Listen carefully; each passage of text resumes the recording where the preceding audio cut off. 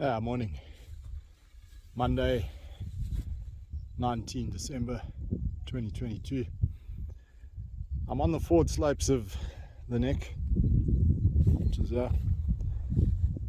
eastern side, slightly above the Colonial Cemetery, which is down there. One thing to note here is we can see the line of retreat, which basically comes out or withdraws from those two wattle trees on the horizon just before the village. What's interesting is that village, all you can see is are the roofs, and that's the position where the firing line was, which was facing Isandlwana Ridge, was slightly over. Like from Friday's videos or Saturday's videos, you'll see those two wattle trees are pertinent to a reference spot. Not only that, if I zoom in here, there's a slight ridge line just on the other side of that tree, or the two trees center of the photograph, where the line of currents that come back from that firing line, those two wattle trees out there, there's quite a few that are missing. Where the shadow is now in the highlighted piece, there's a patch of dead ground there, and that's pretty much in the camp. So yeah, as the ground here can play horrible tricks with you. Okay guys, see you. Hey, back here guys. I'm in the area of the mounted infantry camp, and just to give you an idea of what the ground is like just from the camp area, looking out towards the firing line. So there's Conical Hill, Amatushani, back out. I'm just going to go to the south a bit, just give you a relation where I am. There's the Colonial Cemetery, there's Black's Kopje, there's a saddle behind me. The road, the original wagon track, is in between these two cairns in the middle ground, and slightly more towards the Colonial Cemetery, but it's this side of the Colonial Cemetery. I'll carry on panning up this way. There's the 24th monument right at the top there. You can see most of the base is missing. There's the Natal Police Monument. I keep panning across. There's the Sphinx, and as I said, I'm in the mounted infantry camp, Carbineers camp, and look at that. The ridge line is barely visible from here. If I pan across, there's Mkwene, the firing line, well, at least the lot that's facing, and the Isandlwana Ridge up to those two wattle trees. Those two wattle trees that I keep referencing out on the firing line are out of view. I'll keep turning, check it out. Only now does that ridge line come into view. Also of note here is the Isandlwana Donga, the little water course in front of the camp, is right in front of us, but it's actually out of sight. And if I keep going, there it starts to come into view, where those two cairns are down there. But out this side, it's out of view. There we go. I'll show you the folds in this ground are very deceptive. There's still Isandlwana Donga, the modern road that runs down to the Isandlwana Donga or Durnford's Donga, which is below those houses or the clinic down the bottom there. Yep. The folds. Hey, I've just come out of that area. A couple of repairs done to 2 or 3 of the cairns. So even the front side here, which is in the public view, is getting trashed. Yeah, vandalized, whatever you want to call it. Yeah, so I'm basically moving out of what I what is the mounted infantry camp site, and I'm starting to enter the area of where the Royal Artillery campsite was, where the guns were, or where their camp was, at least not where they were on this field. But yeah, you can see I'm just coming in underneath the shoulder, and there we go. The two little huts at the gate there, the entrance gate, is probably the area where Cavey, Mustaine and them fell into. So the firing line would be just behind those two shiny roofs that you can see there. That would have been the left of it. It extended down along that ridge line in front of the village, down there in front of those blue buildings, down to, where are my two wattle trees? Yeah, there they are there. And where the two wattle trees is, that's where the wolf cones are. And as you can see, there's a line of cones straight back from that corner, or the echelon, the bend in the line. I like to call it the bend in the line. So as I pointed out on Saturday, the line actually probably disappeared over the front of that ridge line that's in front of that small village over there now. That's a ridge line in front of us in the middle ground, and went down and out of view. This is the rocky ridge over here in front of us, and that followed the bend from those two wattle trees. So you can see how the ridge line runs. That's the nature of the ground that they had to work with, and everything in front of that's dead. As you can see, there's conical. There's no village in sight, gents, ladies. Yeah, where's that village? It's disappeared. You can hide a whole Zulu army in that dead ground, and if you were in this camp sleeping, you wouldn't know about it, let alone when they were behind there, or out there behind that, or behind that, or behind that. Okay guys, I'm going to carry on walking, and I'll show you how the ground comes alive and disappears again. Okay, so guys, I'm moving into the edge of the, probably the second 24th camp area here, to this side. As you can see, the line of sight and that gets better as you move north along through the camp. I'm just going to swing around to show you what the folds do to this side. Take note, Colonial Cemetery's disappeared into a fold, just slightly showing there, over there.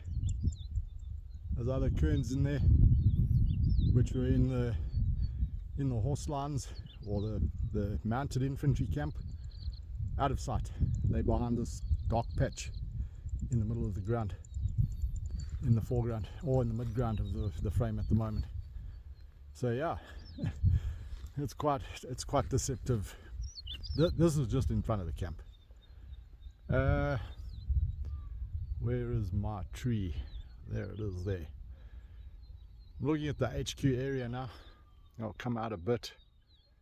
So basically in this lit patch behind the shadow, almost in front of the head, is what I like to term where the HQ area was, almost behind or directly behind the second 24th camp. As I said, I'm not quite into it yet, but yeah, it's in front of me on this side.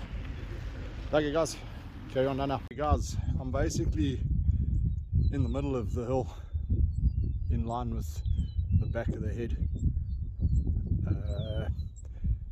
I'd say this is probably on the edge of the second 24th camp, and the two NNC camps would have extended across that way to probably where that white cairn is over there. I'll zoom in there. Yeah. So that's the two NNC camps that will fill this area. Yeah, I'm on the edge. I think I'm on the edge of the 22nd, 24th camp. I'm going to turn around 180 degrees. Now we're heading into the headwaters of the Mpofana Donga. What's of interest here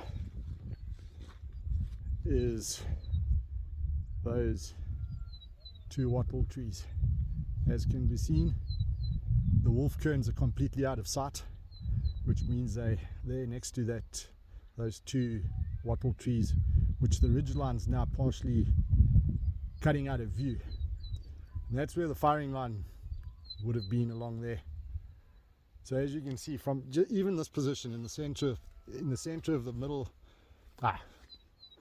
getting tongue twisted here, just below the camp, in the center of the camp, that there's already dead. I'm going to keep advancing out down towards the headwaters there of the Mpofana. Yeah, and then I'll show you it gets worse as you fall down into this hollow over here. You can see the retreat line of those kerns out there coming back from that bend in the line, which is there by the two wattle trees. Cool, see you guys later. Hey guys, that kern there, I'm probably about 10 meters down from it and slightly off to an oblique going out towards the firing line. Look at this. I'll zoom in there. That's the roofs of the gate entrance to the battlefield. Look at that. Our wattle trees have disappeared. Gone. We're not even into the headwaters yet of that Mpofana Donga, which is running down here, just on the other side of the shadow there. Yeah. The joys of Isandlwana's folded ground. I'm back again, guys. I'm in the headwaters. There's the two kerns that I was at just now when I videoed. Probably about 100 meters away from them. I'm going to swing around. Yeah, right in the foreground is the headwaters of the Mpofana Donga. As you can see, there's a couple of the kerns from the retreat on the retreat line. Look at that, amazing. The gate's roofs have even disappeared now, and half of the ridge is starting to disappear. I'm going to zoom out just to show you. Here's the top end of the Donga, where the water flows out and down. This is the little Donga, it's not Durnford's, and it continues down there below that tree. Yeah, even from here the rocky ridge is out of sight. This is the back reverse slope of the rocky ridge, or the second reverse slope, let's put it that way. Over there you can't even see the front line of the rocky ridge. Yeah. Hey guys, I'll be eating on again. How's it, Dave? Just in response to your question, I'm out at the what's known as the wolf kerns. They're the most furthest outlying when it comes to the firing line that was facing the Inyoni ridge, right? There's Mkwene, there's the Inyoni proper. So this fence line here is what encloses the battlefield. This here is a corner post, and the fence line runs down in the front of the rocky ridge all the way down there. Depending on what part of the left of the line you're speaking of, is Wardle and Porteous's, which I think would have been over here on this bend. But prior to the line bending, the line actually extended straight down, probably as far as that tree over there, and then followed this fence line up, which runs in a straight line with that tree. They're the Dongas in front of us, which the line advanced out to cover the dead ground of the Donga side, which is on our side. That's the furthest side of the Donga. And the line ran up up to over there somewhere, and it'll come into it. There's the huts which mark the entrance to the battlefield. And yeah, depending on what side of which left of the line are you talking, I like to know this area here is where Diaga's company would have been. I don't have a map with me at the moment, it's deep in my bag somewhere. And yeah, is it the left of that? Because there is the ridge line which Mustaine, Cavey and Dyson were deployed on. You could also be speaking of the left of Dyson, which is out over there somewhere behind this tree in front of us. Okay, so I've moved up about 100 meters from the wolf cones, following, they're down over there. Just remember the two wattle trees that I reference most of the time on these videos. They're the wolf cones, conical, the tuzi, the notch. So yes, as you asked, that's the notch. So I like to think of it as the left of the chest's horns. The chest would have had its own horns. The left horn also would have had its own horns. So the left of the chest's horns and the right of the left horn would have been coming in through the notch down there, coming in between Ituzi and in the foreground of conical and behind conical. And like you asked, no, once they're in there in that fold where Durnford's donga is, yeah, they're out of sight. So that left horn, which bypassed Durnford and got into the camp, is totally invisible from this position. Even the neck is invisible. The Carboneers monument's invisible. There's, yeah. And then I'm going to come back round. There's Isandlwana. There's the ramp. There's the entrance to the battlefield, the gate. Yeah, right horn. Once it got over the Inyoni Ridge, or this ridge that Dyson, Cavey and Mustaine were deployed on, which is there. There's Mkwene. So Dyson and them are there behind that on the reverse slope of that. They're completely out of sight until they started to withdraw over the ridge. Yeah, even young husband's position pushing up is probably out of sight to most of it. I'll work further up and then we can carry on. Hey, how's it, Dave? I'm back again. So there's our horses in pajamas. Yeah, I've moved quite far up. As you can see down there, there's the wolf cones.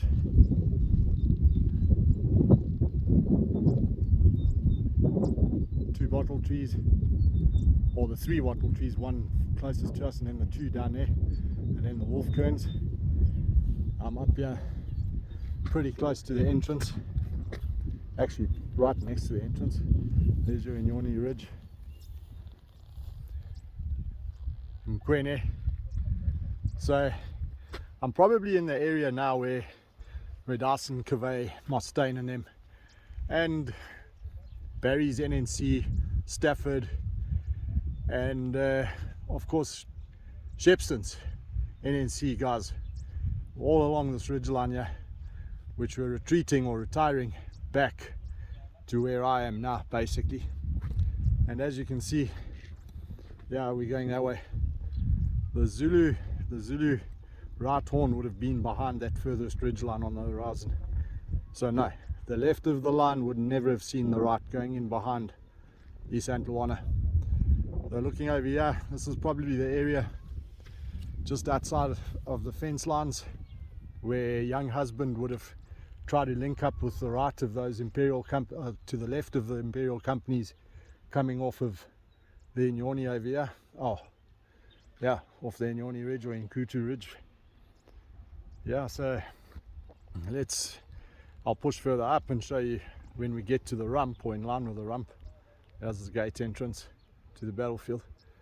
When we're in line from basically young husband's position, what the view looks like on the western side. Okay, I'm back. So I've moved up about 100 meters from the entrance gate. As you can see, we're starting to go onto the spur. So the ground on the other side of the entrance gate is dead. Remove the gate, remove the bushes, it's dead. There's Ituzi, there's the ridge line of the Inyoni coming up to Mkwene, and then up here the continuation of the reverse slope ridge which Dyson, Mustaine and them were on. I'd like to think that I'm possibly in the area of where young husband's company was pushed out to. I'll show you that now why. I don't know if he actually got out this far to link up with the left of those 3 Imperial companies, or those 2 Imperial companies that were up there with the detached company of Dyson. Yeah, they would have probably filled into this gap here. I'm going to go 180 degrees around, and there's Isandlwana's rump, and I'm going to walk a straight line up this forward slope and follow the line of kerns which marks Young Husband's withdrawal up onto that shoulder, which is out of sight now at the moment. Even with the bushes removed over here, as it was back in the day, there weren't that many bushes here, particularly on this eastern side. This is a bunch of dongas and very blind ground, and a definite no. The companies out there and extending back from behind me wouldn't have had a clue as to what was going on with that right horn. And I put the right horn coming over the ridge, not quite over there on this bump behind the trees there, but I actually put them coming over this little notch over here and then running into the back of the western slopes. So yeah, like I said, I'm going to go straight up there now, go up to your cave for you. And yeah, I have to go up there. I've got to photograph all the kerns on that retreat line and number them according to Monuments Council's maps from back in the 60s. So yeah, here we go. I hope that helped. Okay guys, so I'm back. I'm looking due east. That's Conical and Ituzi. There's one of the kerns that is on the western side of the entrance road, and here's the second one. They're in a straight line, and that tells me that these are the guys that had come off the ridge over there. Excuse the invasive acacia of Karoo, but yeah, this stuff wasn't here in those days. Yeah, so the line that had come back off of there's certainly no evidence, what I term sector B of the map, or the graveyard map of Isandlwana and Fugitives Drift. What's marked on that as sector B. These are the first 2 kerns in that sector. And yeah, whether they're Young Husbands, Mustangs, Cavets, NNC, we don't know that. But one thing that tells me something is that from this kern, we're in line with the rump of Isandlwana, right? And we're going to run a straight line up here to those rocks up there, which is where Young Husband's kern is. We're not going to go straight along the back here. There's no other kerns that follow that line, and I'd say that this area is on the edge, the left edge of, or the most northern edge of the NNC camp lines. So yeah, I'll carry on. I'm going to push up now through there. I'll stop at each kern along the withdrawal route just to show you relative to where we are position wise. Yeah, I don't think the bush is going to allow us to actually show you the full extent of that line of kerns until we start getting further up. Cool. Okay, I'm back. So you can see we've come up this oblique slope forward of Isandlwana. I'm going to zoom in. There's the kern that I was previously at, and there's the one that was straight out to its right hand side if we were facing the Inyoni ridge up there. One has to ask themselves the question, is if you look at these 2 withdrawal lines, they almost run parallel to each other. So the one there from the wolf kerns, which is out there by the 2 wattle trees just to the right of them, that line runs straight or obliquely back into the camp along there, and then into the campsite on the side of the road. There we go. So coming back to this, I'm walking a parallel line from that previous cairn back up this slope here towards Young Husbands. I'm going to zoom out. There's the crag's head, so you can see I'm past the rump now, and we're about to start hitting the first casualties. The question is, why did Young Husband not just retire straight along and meet up with that line over there? And that's possibly due to the Zulus bursting in through there, because surely he would have wanted to get back to his campsite, which is 2nd 24th, I think it was. Yeah, no, 1st 24th, 2nd 24th. Why is he headed away and parallel to that withdrawal? That's a question that I have. I've walked this ground for hours and hours and hours now, and that's one that's just never been answered yet. Okay, so we're approaching one of the first cairns in Young Husband's line from that bottom one. That's 180 degrees behind me. I'm going to flick the camera around. Look at this terrain, guys. This is what Young Husband was forced up. And that's also why I asked the question, is why did he not retire straight through, back through the camp, which is nice, lovely flat ground. But no, he's forced up this slope. Oh. Okay guys, chat soon. And here we go, some more of this slope that Young Husband was pushed up. Nice thing to know is he lasted quite a time before he took his first casualties. Whew. Damn, that's a climb. Going forwards, I would have hated to go up here backwards. Anyway, I'm at one of the first of the line in Young Husband's withdrawal from those bottom two down there. From the bottom two down there, and zoom in. Whew. There's our one. Other one's now obscured by bush, but remember it was directly to the left of that cairn. I'm going to swing around. This is the terrain that he came up through these rocks. Down the bottom there where the cairns are, that's the campsite. That's where the campsite ran. So I'm going to carry on swinging around, carry on up. That's through the campsite. There's the colonial cemetery, and we're heading up onto this plateau. Young Husband's cairn directly behind that big rock there in the middle ground on the horizon. In relation to the hill or the Sphinx, there it is. That's the first one in the line that marks Young Husband's withdrawal up onto the shoulder, and we'll follow along.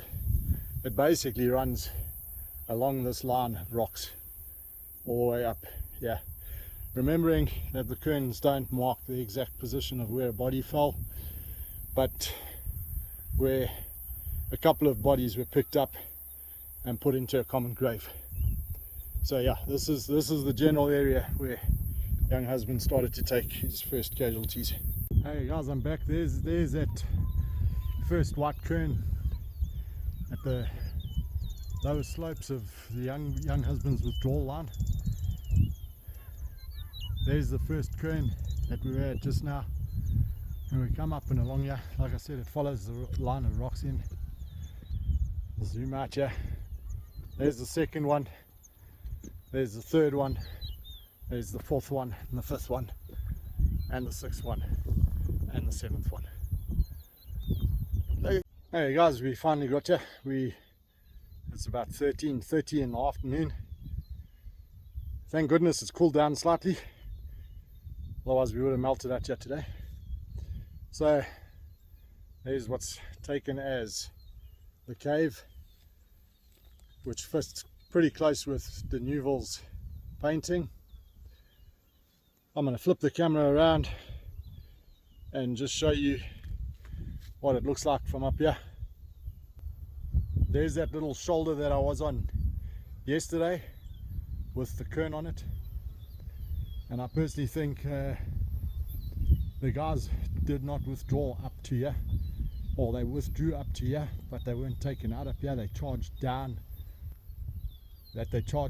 this slope down here to where Young Husband's kern is, and down that slope where those other 3 kerns were from yesterday. And there's part of the retreat line, or it could have been a defensive line trying to hold this plateau.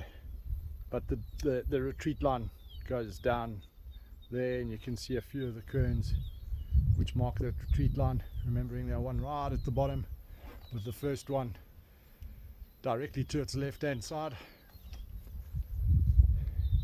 There are 2 wattle trees with the wolf kerns next to them, and we come back with that line of withdrawal through the middle of the field to the road and into the campsite, through the campsite. There's Young Husband's big kern, there's the colonial cemetery.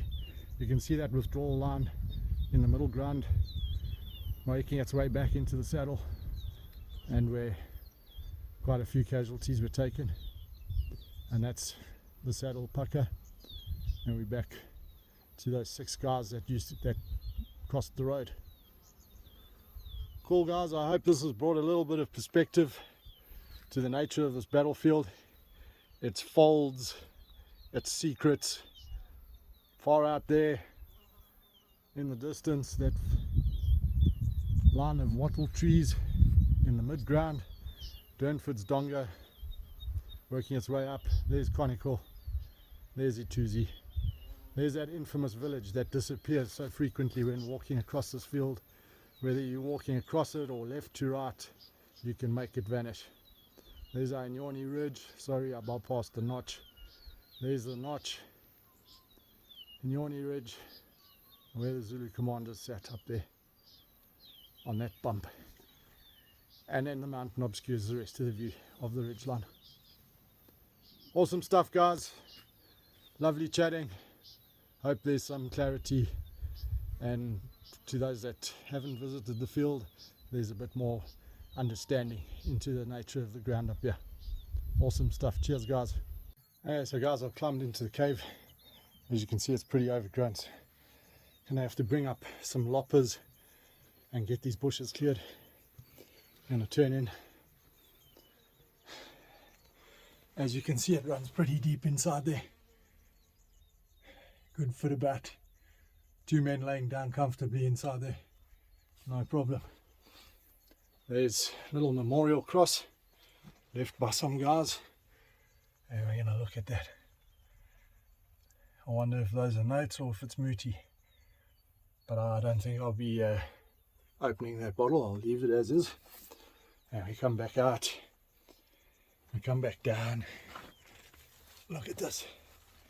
Here's where you can lay in here, and in the days when there was no bush here, that would have been your field of fire down onto that slope. The unfortunate thing is, I've been up here numerous times and I've never found a bullet mark on the rock face. Apparently the Zulus let rip with a volley into here or whatever.